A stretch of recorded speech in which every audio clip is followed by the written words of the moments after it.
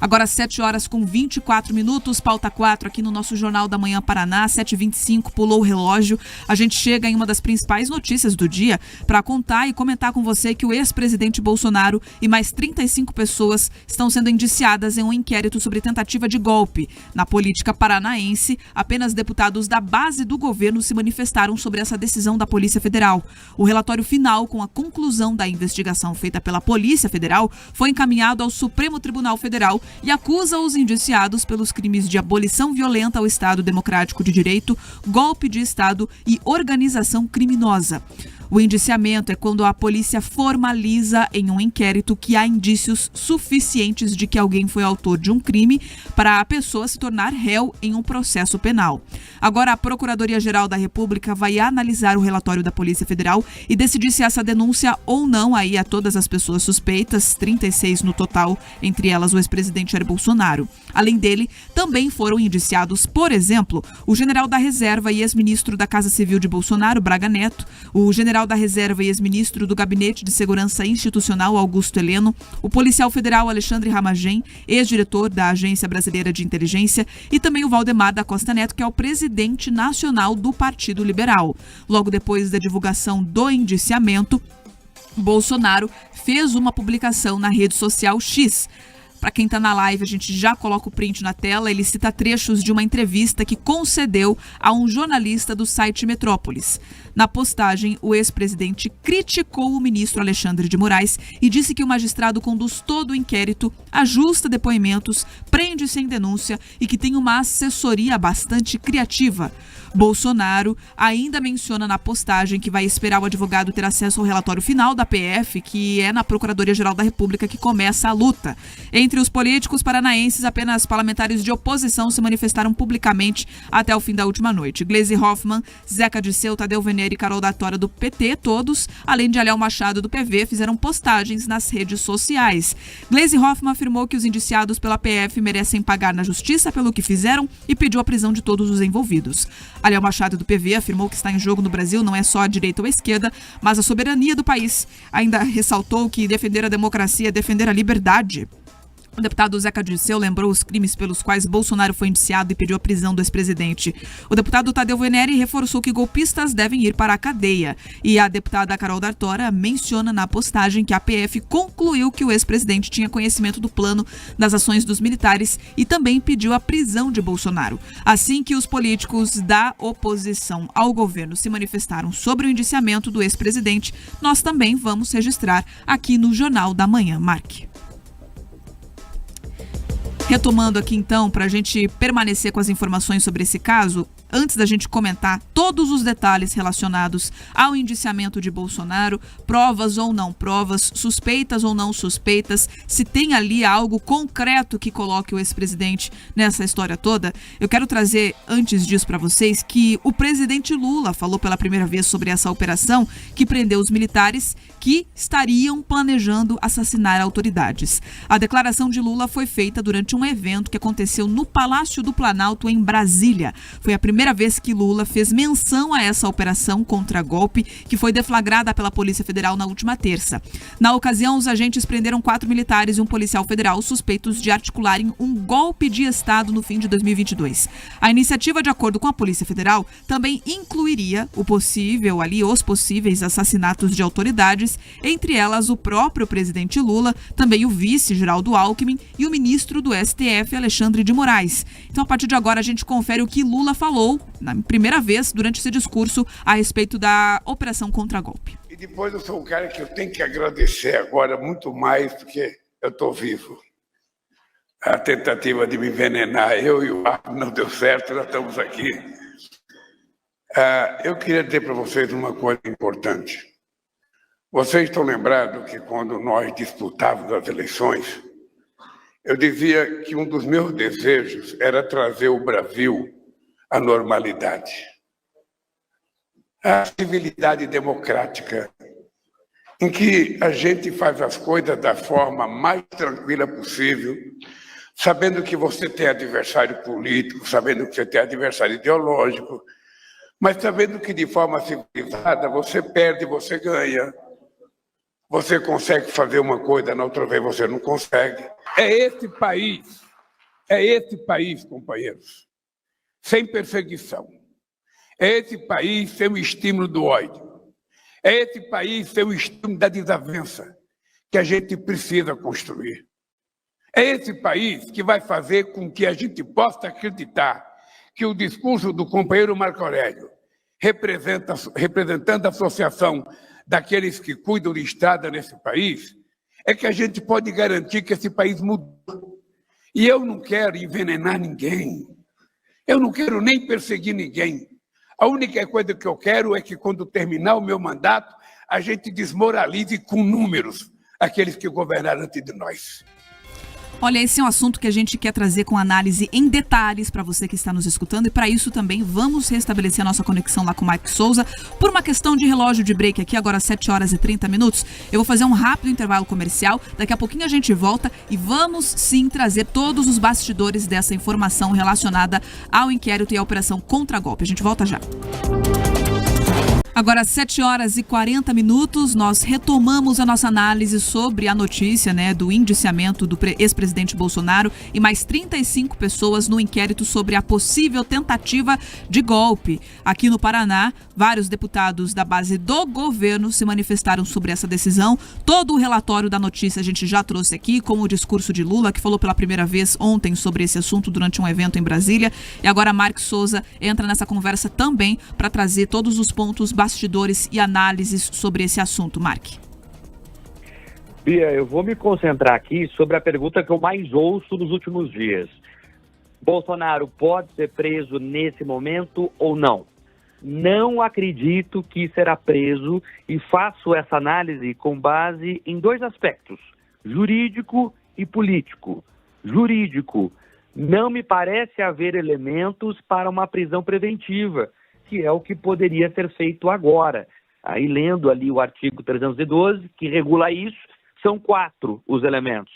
Garantia da ordem pública, não me parece ali até nenhuma interpretação expandida que caiba isso nesse momento, não há uma revolta popular por causa do crime, e por isso Bolsonaro teria que ser preso. Garantia da ordem econômica, que, como diz o nome, é a ordem econômica, não tem reflexões econômicas nesse momento. A conveniência da instrução criminal, o processo está correndo, a investigação está correndo, e para assegurar a aplicação da lei penal é se a pessoa tiver chance de fugir, do que pode acontecer. Tenho a impressão que pode pintar uma cautelar aí, ele entregar o passaporte de novo, ou reforçar a entrega do passaporte, algo assim. Mas, como no Brasil de hoje vivemos tempos de reinterpretação de leis, é preciso analisar aqui outro aspecto, que é o que eu falei no início, o aspecto político. E aí, não creio, pelo que conversei, inclusive com parlamentares de Brasília e também agentes da própria Polícia Federal, que façam o mesmo que fizeram com Lula. Porque no aspecto político, eles querem, inclusive, se diferenciar do que teria, na cabeça de alguns, acontecido na Lava Jato com Lula, uma espécie de injustiça.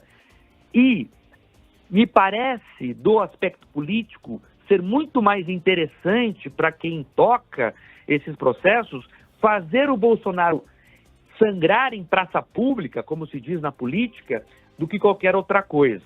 Então, o que eu acredito que vai acontecer a partir de agora? Eles vão deixar o Bolsonaro exposto, vão seguir com essa narrativa do processo, que houve essa tentativa de golpe. Me chama a atenção que o verbo que eles usam, Pedroso, do crime do Bolsonaro é conhecer. O Bolsonaro saberia que as pessoas queriam praticar supostos crimes. Se você olhar na lei penal, conhecer não é um verbo de crime. Não há como punir alguém por conhecer algo, nesse caso em específico. Mas, pois bem, é o que está sendo montado nessa narrativa processual. E aí, no fim do processo, lá no chamado trânsito em julgado, aí sim eu acho que Bolsonaro poderia ser condenado e aí talvez sim preso. A grande questão nesse momento é saber quanto tempo vai demorar esse processo. Nós vimos que nos casos de 8 de janeiro, esses processos tramitaram de maneira muito rápida, 1 ano e meio, né, em média aí, os chamados acórdons. A sentença é quando um juiz só dá a decisão. Acórdons é quando a decisão vem de um colegiado, da reunião de desembargadores ou de ministros, como é o caso do Supremo. Então, os acórdons que decretariam o trânsito em final e uma possível pena podem variar aí de acordo com o processo. O Supremo tem tratado esses casos de maneira muito rápida, até porque não há muito como recorrer, né? Já está no Supremo, inclusive essa é uma discussão também que é preciso ser feita, se o foro seria o adequado ou não. Mas, resumindo, Pedroso, passando a bola para você, não creio que ele será preso nesse momento pela questão jurídica e pela questão política, mas acho que será condenado pela narrativa que está se apresentando desde então, lá no fim do processo, e aí no chamado trânsito em julgado, isso até poderia acontecer. Me permita complementar essa cronologia que você trouxe, porque foi uma apuração que eu procurei compreender ontem, no final do dia, conversando com alguns colegas de Brasília. O que mais me assustou quando eu conversei com esses colegas, Mark, foi justamente o grau de interferência ou de pressão que eles estão sentindo lá na PGR. Por quê? Vamos lá. Se o documento, né, entregue, se o tamanho e o volume for de fato aquelas 880 páginas, a turma da PGR estava imaginando o seguinte: fazer uma análise minuciosa dos documentos. Caso tivesse alguma necessidade, poderiam pedir novas diligências à Polícia Federal para deixar ainda mais robusto, mas que a denúncia, né, que formalizariam a denúncia ali em torno de maio, junho de 2025. Mas qual foi o relato que eu ouvi? Que existe uma pressão para que tudo seja muito abreviado. Como você falou que aconteceu no 8 de janeiro, que existiria agora uma pressão para que tudo fosse muito mais curto. E eu explico o porquê. Porque existiria um interesse político que a situação jurídica do Bolsonaro, essa eventual condenação, acontecesse ainda em 2025. Por quê? Porque existiria um temor. Caso o processo seguisse um ritmo normal, um ritmo respeitando todas as etapas, possibilitando o contraditório, ali tendo muito zelo nessa condução, ele invariavelmente chegaria no Supremo Tribunal Federal para ser analisado, julgado, em 2026. E qual é o temor? Eles falam, olha, se acontecer, né, pensando no calendário político, se em 2026 esse julgamento estiver acontecendo, ou se ele só for condenado lá em 2026, a efervescência social, a força do bolsonarismo poderia ser irrefreável, ou seja, ele ficaria ainda mais forte. Mesmo que eventualmente preso, o potencial de disputa política seria muito grande. Então, assim, para mim é chocante que qualquer aspecto do calendário jurídico, qualquer aspecto da decisão de como um processo vai tramitar, siga o calendário eleitoral. O Brasil que já está de ponta cabeça, em que você tem uma suposta vítima participando da denúncia, uma suposta vítima que pode estar ali julgando. Então você percebe que está tudo de ponta cabeça. E daí você percebe que a pressão ou os interesses eleitorais podem, de alguma maneira, influenciar a Procuradoria-Geral da República. Felizmente, pelo menos é o que as pessoas me relatam, o Gonê costuma ser bastante discreto. Ele tem se mantido bastante discreto, não tem dado entrevistas, não tem se manifestado antes da hora, como alguns dos seus antecessores faziam. Mas só o fato de existir esse ímpeto, a vontade de realizar essa pressão, já é muito preocupante. E por que eu falo isso? Porque o caso é muito delicado. Nós temos um ex-presidente da República, que é um dos maiores líderes políticos do país nesse momento, com um resultado expressivo de vitória no ciclo das eleições municipais, pode estar sendo levado à justiça, né, às barras de um tribunal, justamente por uma questão de conhecer, ou seja, a gente precisa de provas robustas. E mais do que isso, quando você busca um intento político, talvez os responsáveis pelos atos que tenham, de alguma maneira, acontecido, podem ficar impunes. Porque se você exagera na dose, né, se você busca ali no ímpeto persecutório punir alguém, ali na frente tudo pode ser anulado e quem de fato mereceria uma punição grave por talvez terem tentado ou planejado ou realizado algo em relação à vida de alguém, pode não ser responsabilizado na medida certa. Ou seja, Mark, nesse caso, água demais pode matar a planta. Ou seja, essa vontade deles de destruir alguém pode se voltar contra eles. Mas que é preocupante a gente perceber que a República está nesse estágio, é muito preocupante. É isso, Pedroso. E veja, a PGR, claro que é muito importante nesse processo, mas o Supremo tem que tomar as decisões inclusive a revelia do que a própria PGR fala muitas vezes. Então, é um elemento importantíssimo num processo normal, mas, né, nós vemos casos, ultimamente, que o Supremo muitas vezes ignora ali a opinião da PGR, que é uma opinião no processo, é uma parte no processo. E o timing, que é o que a gente está se concentrando aqui, é muito importante, né? Você trouxe ali esse elemento da preocupação de terminar o processo antes do ano eleitoral. E eu acredito que haja mesmo essa preocupação na cabeça de muitos lá em Brasília. E aí você pega o timing mundial, você vê a eleição do Trump nos Estados Unidos, que assustou muita gente, inclusive o pessoal mais à esquerda. Aí você pega a oficialização do senador Marco Rubio como secretário de Estado norte-americano, que é alguém que faz críticas pesadas ao que está acontecendo no Brasil nesse momento. Isso não é menor, isso também tem que ser colocado nessa análise. E aí você coloca que a operação foi feita no último dia do G20, quando a imprensa internacional estava aqui, em um timing aí, querendo aproveitar talvez essa repercussão internacional, logo após aquelas falas da Janja. Então tudo isso está junto, em um processo que ainda precisa responder algumas questões importantes. Afinal, o golpe não foi dado porque um dos envolvidos não conseguiu pegar um táxi, ou porque usou um Fiat Palio do Exército. Enfim, está tudo muito confuso. E como está tudo muito confuso, há margem para esses questionamentos. E é importante que eles sejam respondidos para todo mundo ter certeza do que está acontecendo. Não se pode prender, né, pessoas sem que um processo esteja muito claro. E é isso que a gente está cobrando nesse momento. Vamos ver o que acontece. Pedroso, Bia, eu já aproveito para me despedir por aqui, e para convidar o pessoal a assistir uma reportagem especial que a gente está produzindo para o Domingo Espetacular, uma investigação exclusiva. Eu não posso dar mais detalhes ainda, mas o pessoal vai poder ver na tela da Record TV no próximo domingo. Bia, é com você. Obrigada, Mark. Com certeza reforçando esse convite, viu? Domingo agora, então, tem reportagem especial investigativa do Mark Souza na tela da Record TV. 7h51, rápido intervalo comercial. A gente continua a nossa conversa lá no YouTube. Jornal da Manhã, Paraná.